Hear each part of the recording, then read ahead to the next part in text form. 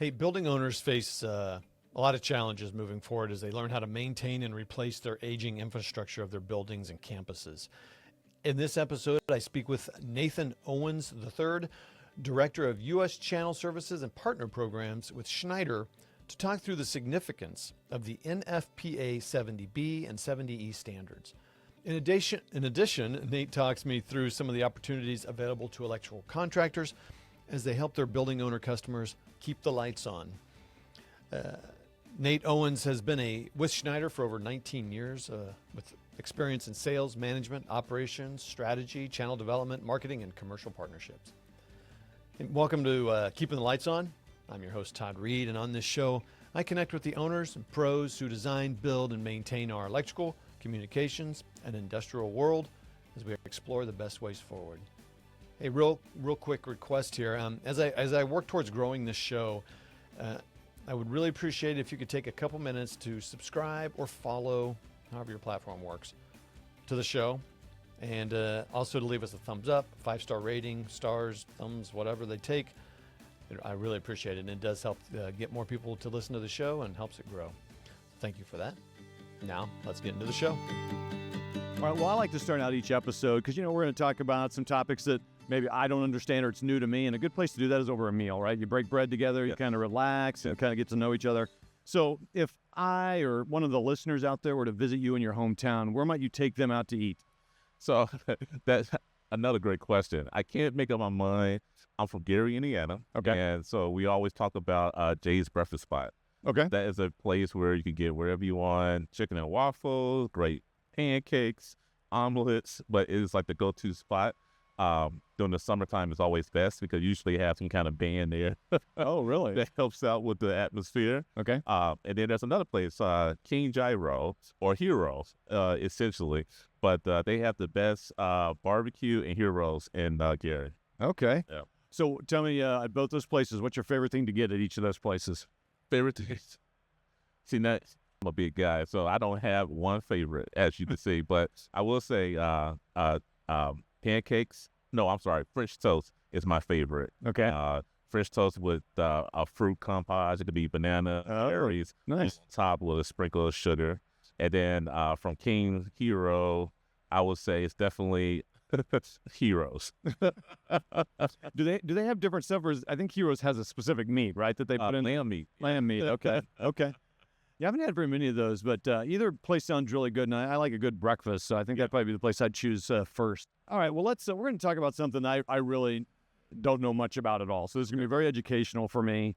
And can you explain the significance of NFPA 70B and 70E for building owners, and why it's become such a focal point for safety standards?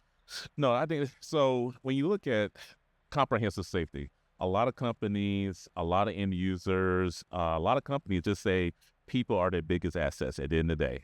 And they're looking at the comprehensive approach towards safety. It's really a full circle pie. People are very familiar with NEC standard codes, which is just another name for NFPA 70. Okay. It talks about installing equipment safely, basically those standards. Okay. NFPA 70B talks about actually the safe work practices, okay, connecting that dot there.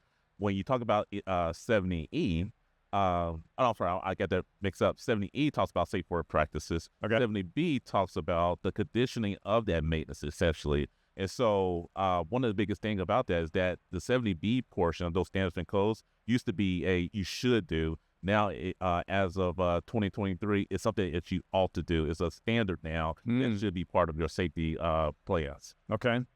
A lot of companies are looking at their equipment and saying, hey, if I want to prevent fires, if I want to prevent accidents, keep my people safe, then I need to make sure that I'm installing a certain interval of maintenance to this equipment. Okay, great.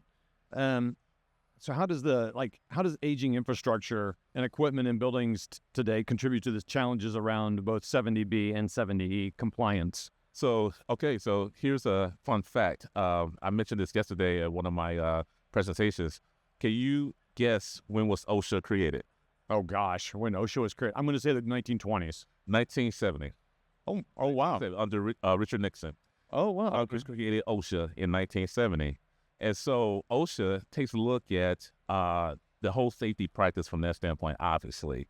When you think about that with aging infrastructure and how the equipment has basically been in place for like 40 years, and a lot of this equipment has not been maintained. And so now we're talking about, we're not putting in new buildings, we're basically upgrading new buildings. Yeah. So what does that look like? That's where 70B and 70E comes into play. Not only we'll talk about, again, the safe practices of upgrading equipment, but also the maintenance of that equipment and what customers are asking for. A lot of these buildings are becoming more digital buildings. Customers are asking for more data. You know, I want to detect leak detection, or I want to get data if my water levels go a certain way, or if I have a VFD that goes down, MCC that gives me power to the building. They will want to know that kind of information. Sure. So you kind of started with some of the challenges, but what are some other challenges the building owners are facing in maintaining compliance with these, evolving standards in their buildings? So some of the challenges, either they don't have the right people, there's not enough resources to actually do the maintenance on this equipment. Okay. It's an industry where they say it's not sexy, so to speak. So everyone is trying to find a lot more people to get out here to actually work on this equipment. Not only are you also looking at people that does the install, which is also limited, but some of those people are also limited about what does it come with best, better, and practice, best, better, and best when it comes to maintaining that equipment. So in what ways let's move from the kind of the building owner, end user, however you want to phrase them, to the contractors. And so in what ways have the updates to 70B and 70E standards affected the day-to-day operations of electrical contractors? So ideally, it basically gives them value added to some of their customers from that perspective. As I mentioned earlier, the NSC, these codes and standards are very well known. Okay, we have to all follow this. It's not just a ethical position. It's also a legal requirement from an NSC standard and 70B. When it comes to 70E, as I mentioned before, because that became a standard now, they have to figure out how to maintain that equipment. A lot of folks don't, a lot of end users or people that own the buildings, they don't have people that can do like arc flash assessments or people that can maintain that equipment. Instead of the old contractor who's basically coming in, installing equipment, and then on to the next project, they can provide basically another revenue stream for themselves and really be a front face and start recommending recommendations for that equipment and get in front of projects on how to upgrade that equipment. Okay. Yeah, I like that. So kind of it gives them another inroad with their end users about how they can help them, and they become a trusted value. Yeah, a trusted advisor from that standpoint. So if I'm having a conversation with a customer, and yes, they already trust me to install the equipment, I'm actually embedded on their sites as like one of their employees. Yeah, half the time. Right. By the way, here's how these are my recommendations based on what we can do as far as maintaining this equipment. One of my colleagues reminded me of this phrase: you get the last look. So now you specify the opportunity that you can actually accomplish for that customer. Well, that's awesome. So let's talk about how both parties can start thinking about these challenges. And maybe can you discuss the role of predictive maintenance in addressing the challenges posed by these two new standards? So the challenge is really taking a look at connected products from that standpoint. Some of the infrastructure today, like I said, has been around for the last 40 years from that standpoint. There's been so many advances when it comes to this technology and around maintenance. So the challenge is, how do you go from basically designing what needs to be modernized to the point of data collection? Now, I will say that to get to the best alternative, which is predictive, you got to get to the point where how you design and what products that you can connect in that field and having the capability to do that. Not everyone is looked at as a person that can just run Cat 6 wire from that standpoint. Sure. And so again, there's a lot of folks that's looking for people that they complement in those services and to address those needs going forward.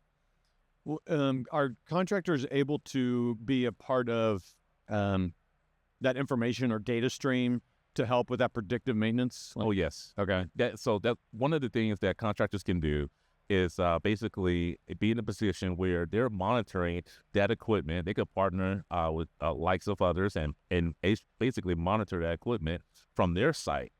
They can get the reports today. There's technology that exists today that they can get those reports. They can get in front of a customer and say, hey, I think I need to come out, take a look at breaker number 10, or I need to take a look at your VFD in this cabinet. I'm starting to see things spike up. Okay. And just in case something goes down, they could be the first line of contact to get to the customer. Yeah, that'd be great. It's better to prevent it from being a bigger problem down the road. So obviously there's a lot of people that can offer solutions for this, but so what are the benefits of partnering with a company like Schneider for building owners and contractors and kind of navigating compliance with these? As far as navigating, I would say companies like Schneider, we got offers around EcoCare, which is basically a service maintenance agreement.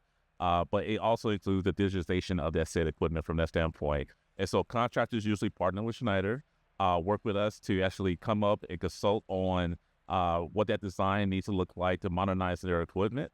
And then again, everything is set up where we have a hub that's basically doing the dashboarding and monitoring of that said equipment, keeping the contractor in the loop, and giving that contractor a report so they can have a very intimate conversation with the customer on their equipment. Okay. How do you see the future? I'm asking you to get your crystal ball out and kind of see some things, kind of what you think you're seeing, but how do you see the future of building management evolving with advances in predictive maintenance, maybe AI, and compliance with the safety standards? So I think one of the biggest deal is really around 70E and making sure that people make that a standard from that standpoint. A lot of it is around the best possible scenario is predictive. Buildings will be connected. So that means like in my own home, I have Google lights all over the place. Mm-hmm. I have smart lights. I have a smart garage. I have smart appliances. I can look at my phone and find out what's working, what's not working, loads and things like that. All of that really contributes to a couple of things. Sustainability, which is big on a lot of people's minds, a lot of customers' minds. Insurability. Basically, I can see what I could do in real time and really address it as quick as I can. And also, it brings more capability on what we bring into the environment from that standpoint. So a lot of it is really about staying up and running, being sustainable, and having the ability to actually work on data in real time. So let's talk about both building owners and contractors. We'll start with building owners. What are maybe some beginning steps? How should a building owner start to think about this, and what can they do to kind of move down the road so they're compliant? And So I would say if step one is always about getting a consult, essentially. And they can work with a contractor from that standpoint, or they can work, and then they can start the process on really saying, this is step one. Let's assess what you have in your facility today. What are the challenges from that set of equipment? And then once you have the data on what your install base look like from building management a perspective, then you have a conversation on, okay, here's the solutions that we can do based on the business outcome. A lot of people is going away from having a conversation around products. What's the business outcome that you want to establish? That could be, I want to reduce my my wages, my water, air, and gas, electricity by so many percentage points. It's not really looking at a product. And so we take a look at and assess based on all the install base and really come up with a solution that makes sense. Okay. And now from the contractor perspective, what can they do to maybe start down the road to provide more benefit to their end user customers? So when it comes to contractors can basically say, here are the options that we can do. They can guide that building management customer in general, on the path to modernization. They can talk about the standards that's in place, making sure things are up and running. And then they are, in some of them, which a lot of them are embedded, they can start filling out what exactly does that install base needs to look like and what they need to accomplish. Then they're working with other partners to really deliver what they want.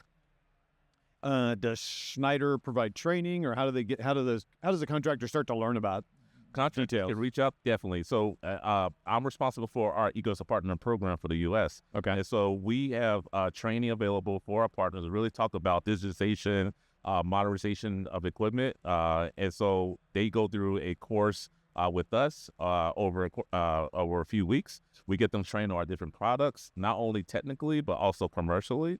And it really gives them the breadth of knowledge that they can have a very comprehensive conversation with our mutual customers anyway. Okay, and so this is done through Schneider. Is it virtual or is it in person or how's it It's work? both. It could be virtual and in person. It's Oh, a okay. combination. Sometimes the commercial is done virtually, but we also have hubs where we invite the partners down too. The technical training is definitely done in person. Oh, okay. So, and you said weeks worth of training? Yes. Yeah. Okay. Well, that's great. Well, I always like to close the conversation by refocusing on the why of what we do. And so what motivates you to do this day in and day out? What keeps you excited and passionate about what you do? You know, I'm a natural problem solver. I keep my heads in the stars. I'm amazed about technology, and what how it could benefit us. The latest thing now is AI, and I'm a component on technology will help us get to the next level as humanity or society. Yeah. And so Schneider Electric really brings to the table not only what we can do from an energy management perspective or industrial automation perspective, but how we can contribute to the broad society when it comes to sustainability and things of that nature. So if I can have those conversations on how I can make someone's life better through technology or make their work a little bit better, I'm responsible for the entire U.S. So the stories change, and I think that's what keeps me motivated. I don't hear the same story day in, day out. Okay, great. And I assume there are resources on Schneider's website that they can go to and find how to start this process. Okay, yeah. www.se.com. Look for EcoESO Partner. Search for EcoESO Partner. You can definitely find more information for them. Okay, we'll put those on the show notes so they can go straight to that from the show. So, Nathan, we're at the NECA show in San Diego. Hopefully, you're having a good time. I know you're Great. I know you're speaking and busy, so I really appreciate you taking a little bit of time out and to share some new thoughts on the building standards and all that for our listeners and viewers. And I look forward to visiting you so I can go eat at that great restaurant, that breakfast club. Oh, So, thanks. all right, thanks a lot for being on the show. Appreciate it. Thanks. Well, that was my conversation with Nathan Owens III, Director of U.S. Channel Services, Partner Program with Schneider. You can connect with Nate and what he's working on by heading to the links in the show notes. Hey, I would hear to, what challenges you face as you work towards maintaining and improving your facilities infrastructure. Shoot me an email at podcast@graybar.com. Hey, if you enjoyed this episode, you can help us grow the show by subscribing and leaving a 5-star rating in your favorite podcast player and on YouTube. Thanks for listening to this episode of Keeping the Lights On. We'll see you next time.